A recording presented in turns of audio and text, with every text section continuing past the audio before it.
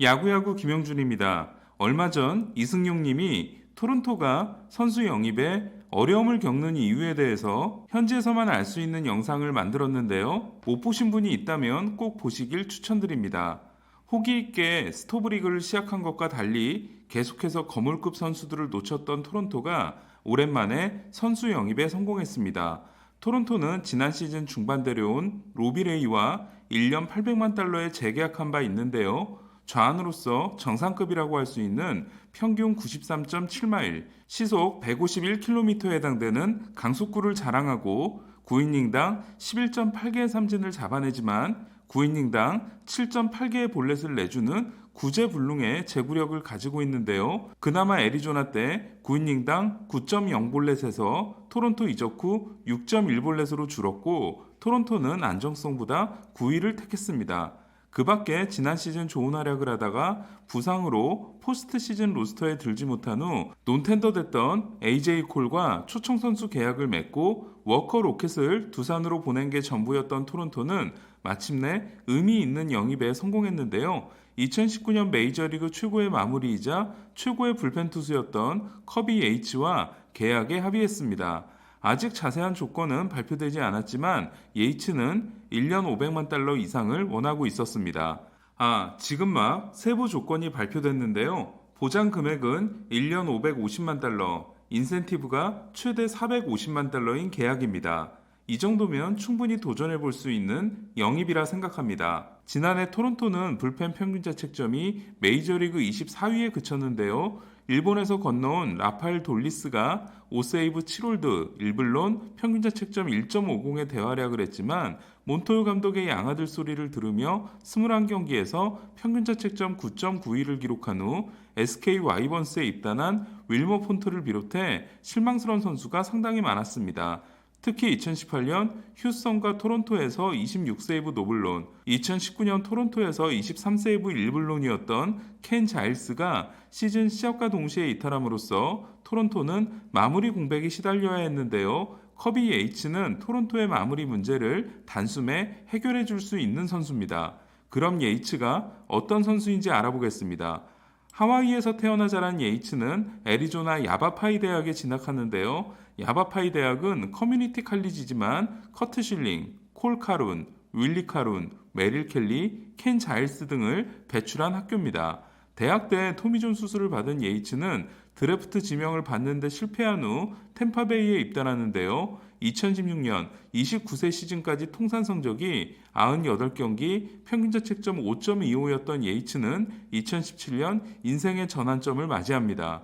예이츠는 주무기가 슬라이더였는데요. 하지만 토미존 수술 후 슬라이더에 대한 감각이 돌아오지 않고 있었습니다. 이에 10살 위형 타일러 예이츠가 노래를 불렀던 스플리터를 장착하기로 합니다.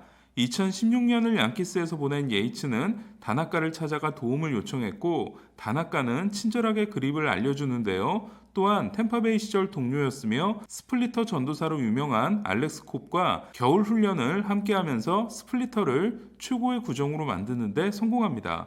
문제는 예이츠에게 일어난 변화를 모르고 양키스가 방출했다는 건데요. 다시 에인절스에서 한 경기 만에 방출된 예이츠는 투수에게는 재기의 땅이라고 할 수 있는 샌디에고 파드리스에 입단합니다. 그리고 샌디에고가 클리브랜드로 보낸 브래드 핸드에 이어 마무리가 된 예이츠는 2019년 역사에 남는 시즌을 만들어냅니다. 비록 내셔널리그 최고의 불펜 투수상인 트레버 호프먼상은 조시 헤이더가 가져갔지만 예이츠는 41세이브 3불론과 함께 샌디에고 역대 최고 기록인 평균 자책점 1.19와 9이닝당 14.98개의 삼진을 기록하는데요. 다저스전에서 4패 3.00을 기록한 게 흠이었지만 다저스전을 뺀 성적은 51경기 5자책 평균 자책점 0.87이었습니다.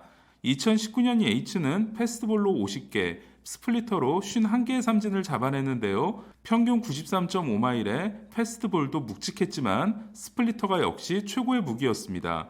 예이츠는 다나카에게 배운 만큼 스플리터를 던질 때 릴리스 포인트가 낮은 독특한 유형의 투수인데요. 다나카가 패스트볼을 낮게 스플리터를 아주 낮게 던지는 반면 예이츠는 패스트볼을 높게 던지면서 스플리터를 다나카만큼 낮게 던집니다.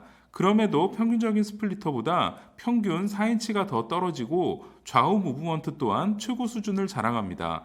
저는 그래서 김광현 선수가 2015년 메이저리그에 도전했을 때 200만 달러를 적어내고 포스팅에서 승리했지만 계약 합의를 이루지 못했던 샌디에고가 다시 김광현을 데려가게 되면 스플리터에 대한 도움을 예이츠에게서 받을 수 있지 않을까라는 기대를 했었는데요. 생각해보면 김광현이 샌디에고로 갔을 경우 김하성과 함께 뛸 뻔했습니다. 이렇게 늦가기이지만 메이저리그 최고의 마무리 투수가 된 것 같았던 예이츠는 그러나 2020 시즌을 망치고 맙니다.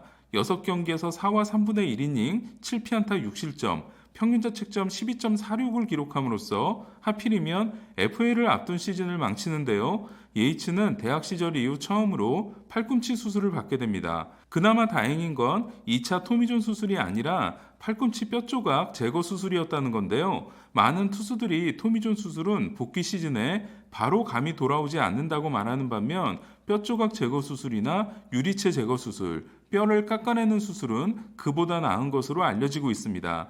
예이츠가 2019년의 모습으로 돌아오기만 한다면 토론토는 동부지구 최고, 어쩌면 아메리칸 리그 최고의 마무리를 보유할지도 모릅니다. 저는 토론토가 여기서 멈추지 않고 스토브리그의 최후의 승자가 됐으면 하는데요. 1년 전 다저스는 겨울 내내 힘을 못 쓰다가 무키 배츠 한 방으로 최고의 팀이 된 바 있습니다.